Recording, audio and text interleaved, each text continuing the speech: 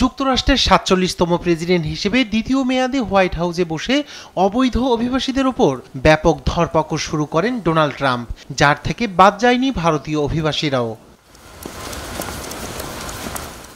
চলতি বছর ব্যাপক সংখ্যক অবৈধ ভারতীয় অভিবাসীকে দেশে ফেরত পাঠানো হয়েছে।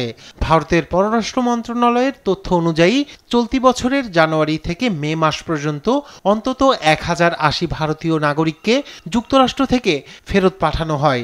এদের বেশিরভাগই ছিলেন অবৈধভাবে অবস্থানকারী। বৃহস্পতিবার এক সংবাদ সম্মেলনে এ তথ্য নিশ্চিত করেন ভারতের পররাষ্ট্র মন্ত্রণালয়ের মুখপাত্র রণধীর জয়সওয়াল।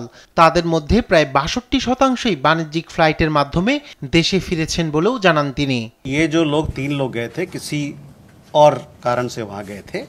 অবৈধভাবে যাওয়া বা যুক্তরাষ্ট্রে অবৈধভাবে অবস্থান করা ভারতীয়দের ফেরত আনার ক্ষেত্রে দুই দেশের মধ্যে ঘনিষ্ঠ সহযোগিতা রয়েছে। যেসব ভারতীয়কে ফেরত পাঠানোর বিষয়ে বিস্তারিত তথ্য পাওয়া যায় তাদের আমরা ফিরিয়ে নিচ্ছি। মার্কিন প্রশাসনের সঙ্গে ভারত নিয়মিত যোগাযোগ রেখে চলেছে এবং এই প্রক্রিয়াটি দ্বিপাক্ষিক বোঝাপড়ার ভিত্তিতে পরিচালিত হচ্ছে। सरकारी या गवर्नेंस का जो इशू है, मसला है, उसकी जिम्मेवारी वो ले। এদিকে একই সংবাদ সম্মেলনে যুক্তরাষ্ট্রের বর্তমান প্রশাসন ও শিক্ষা প্রতিষ্ঠানের মধ্যে চলমান টানাপোড়েন নিয়েও কথা বলেন রণধীর জয়সওয়াল। ট্রাম্প প্রশাসনের অধীনে নতুন ভিসা নীতির প্রেক্ষাপটে ভারতীয় শিক্ষার্থীদের ভবিষ্যৎ নিয়ে উদ্বেগ প্রকাশ করেন তিনি। রায়হান কবির শুভ্র, নিউজ ডেস্ক, দেশ টিভি।